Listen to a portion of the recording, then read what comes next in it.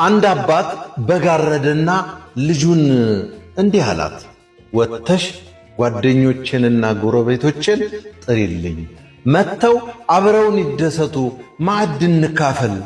ልጅቱም ወጣች። ነገር ግን ወደ ሰፈሩ ስትደርስ እባካችሁ እርዱኝ፣ አባቴ በጠና ታሟል፣ ወደ ሕክምና ልንወስደው ነው፣ ድረሱልን እያለች ትጮኻለች። ብዙ ሳይቆይ ጥቂት ሰዎች በድንጋጤና በጭንቀት እየሮጡ ወደ ቤቱ ደረሱ።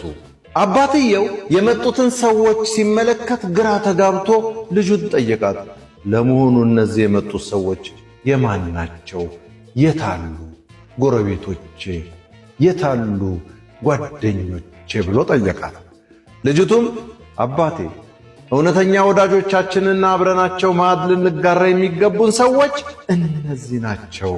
በደስታህ ጊዜ የሚሰበሰቡት ሳይሆኑ በችግርህ ጊዜ ከጎንህ የሚቆሙት እውነተኛ ወዳጆችህ ናቸው አለችው። በደስታህና በግብዣህ ጊዜ ከጎንህ የሚሰበሰቡት ሁሉ እውነተኛ ወዳጆችህ አይደሉም።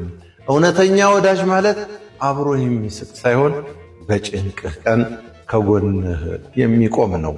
ማዕደ ጥበብ እንዳዘጋጀው በለጠ ሸቴ ዘሀገረ ኢትዮጵያ እንዳቀረበው